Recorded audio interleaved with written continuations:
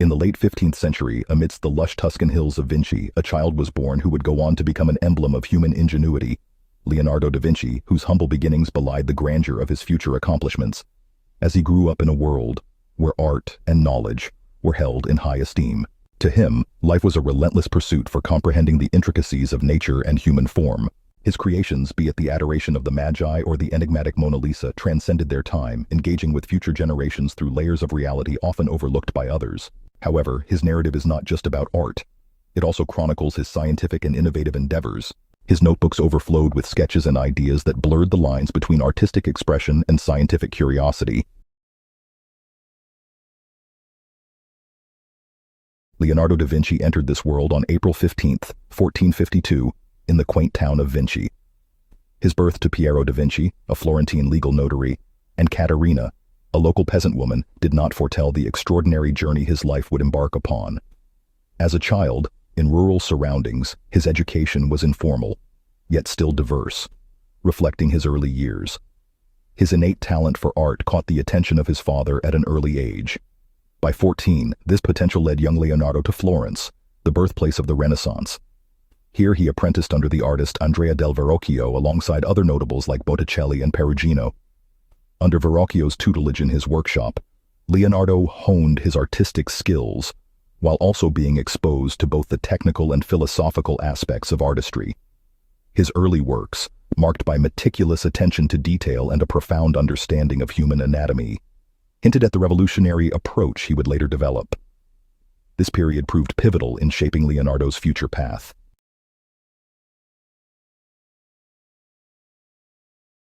Here in Florence, he not only refined his skills in painting and sculpture, but also gained exposure to various other disciplines like metalworking, leather, and carpentry. This multidisciplinary approach was instrumental in shaping the distinctiveness of his later works. One notable project during this period was their joint effort on the Baptism of Christ. Leonardo's contributions to this piece, particularly the young angel holding Jesus's robe, were so impressive that Verrocchio abandoned painting when recognizing his pupil's talent. Leonardo's own works from this period began surfacing as well. Moreover, it was during this time in Florence that he started keeping his famous notebooks. These served as repositories for his thoughts, observations, and inventions, spanning across an array of subjects including anatomy, hydraulics, flight, and geometry. They offer a unique window into the mind of a genius who saw no distinction between art and science.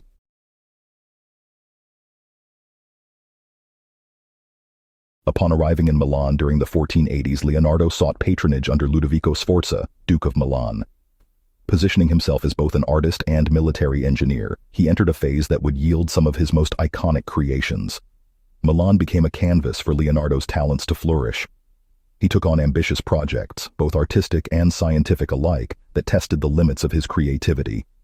It was here that he painted The Last Supper, an enduring masterpiece of composition and narrative depth.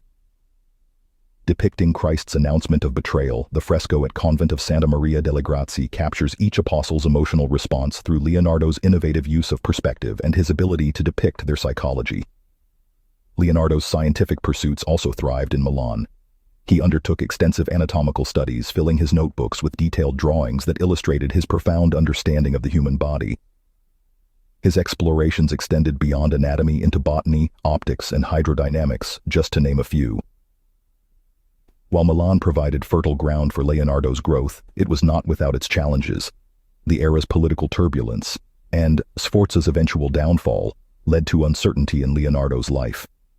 Despite these trials, his work from this period left a remarkable imprint on the world of art and science, inspiring generations of artists and thinkers who came after him.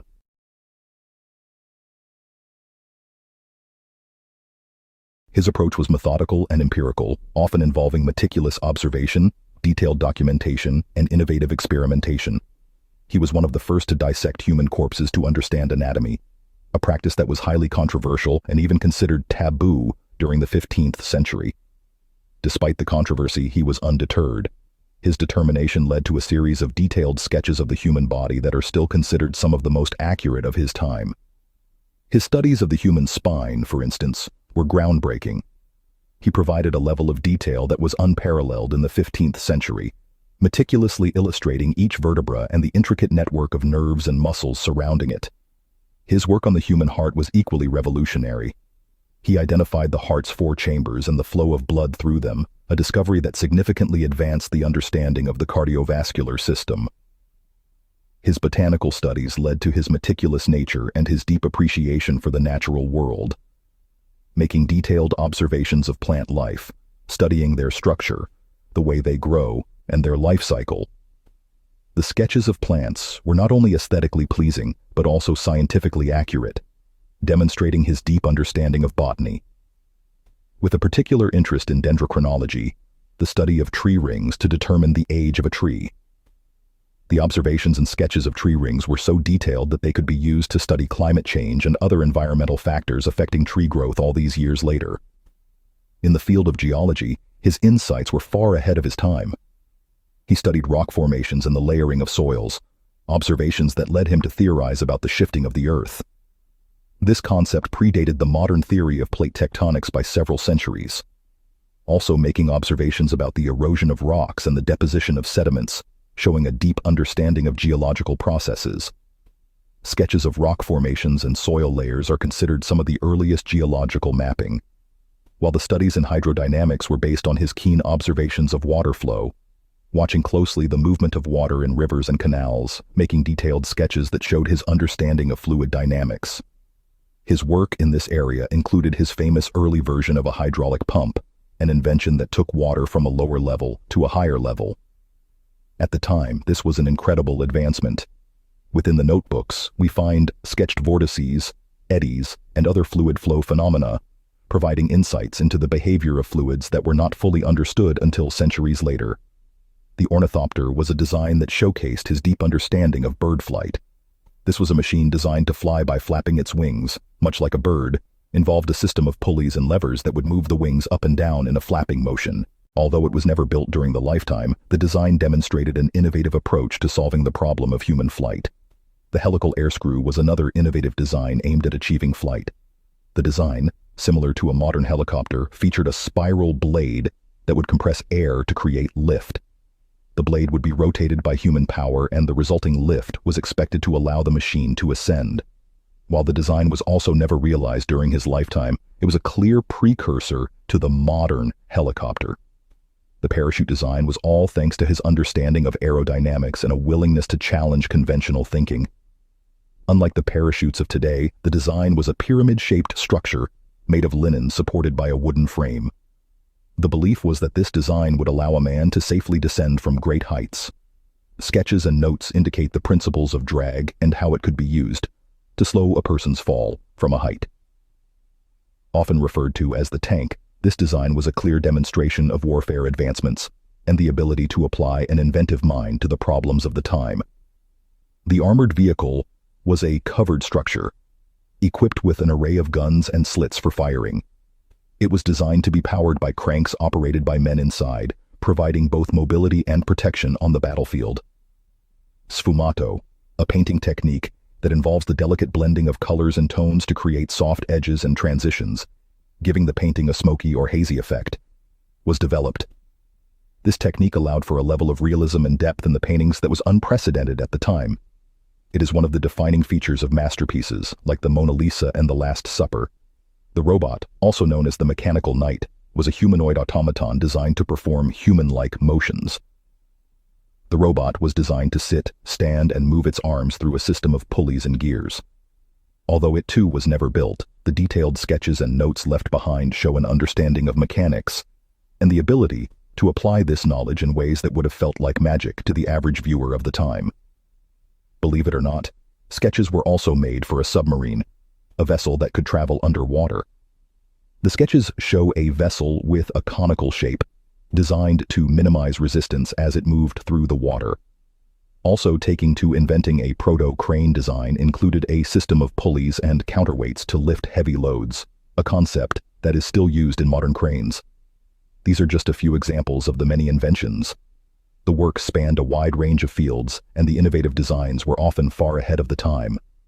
The contributions to science, technology, and art continue to inspire and influence us today. The work from this period left an unforgettable mark on the world of art and science, inspiring generations of artists and thinkers who came after.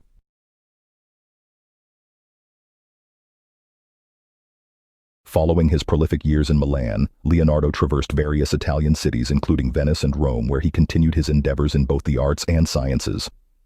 In Venice, he consulted on military engineering projects, and while in Rome he resided within the Vatican walls, continuing his anatomical studies and painting.